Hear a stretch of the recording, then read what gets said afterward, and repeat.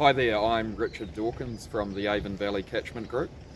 So I'm chairman of the group and we were formed in 2020. All of the members were actually individually sort of had projects underway on their farms, and coming together just gave us economies of scale and was a real opportunity to see what each other were up to and share the expertise.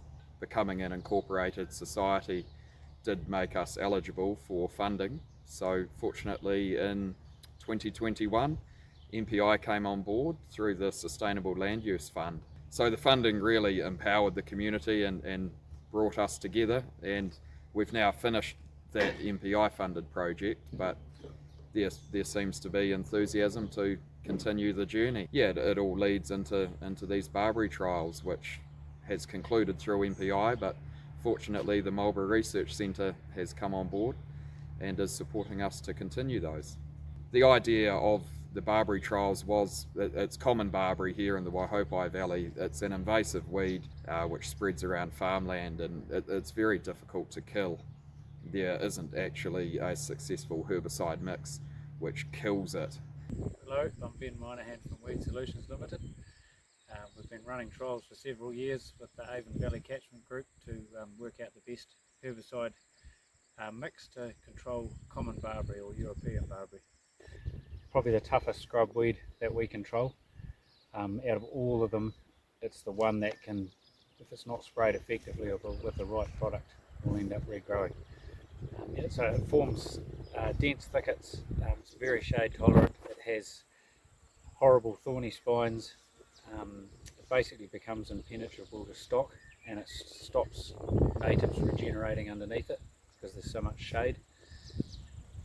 Yeah, the end result will be a farm covered in barberry and no production.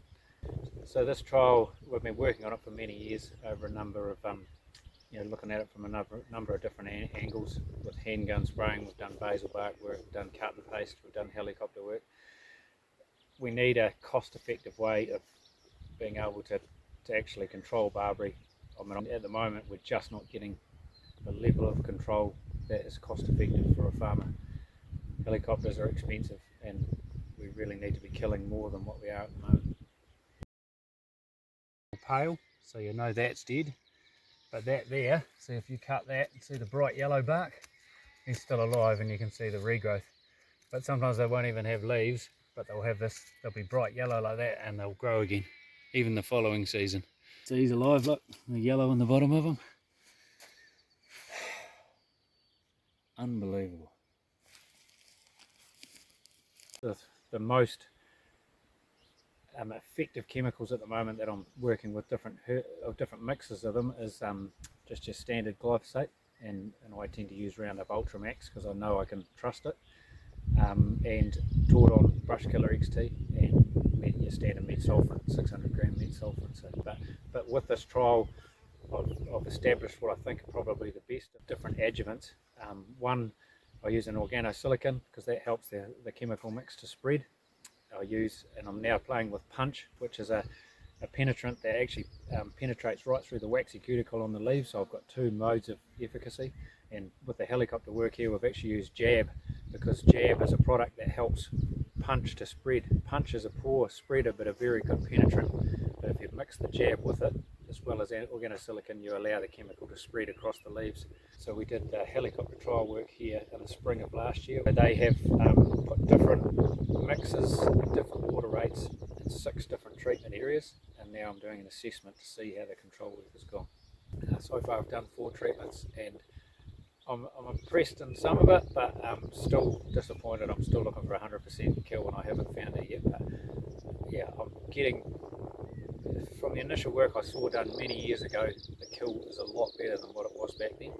But yeah, don't take it lightly. Yeah, like this is the one weed which really could end a lot of this extensive hill country if we can't find a cost-effective method of getting on top of it. So in terms of the herbicide trials on the common barberry, one of the take-home messages is don't let the trees get too big, because they're by far the hardest to kill. The younger immature barberry up to sort of 2 or 3 years old is a lot easier to kill than the big mature trees. They're the ones that we're really having trouble dropping, and when you spray them, they'll actually sit dormant for, we've seen it, for at least 2 years, and then they'll grow in the third spring. They'll sprig away from dead looking trees and actually come back to life again. So they've just sat there dormant waiting, so you must kill it when it's young. At this stage, the Roundup Met mix looks like it's giving us the best result. Of course, it's fairly tough on the hillside in terms of pasture, but interestingly enough, the pastures come back pretty quickly.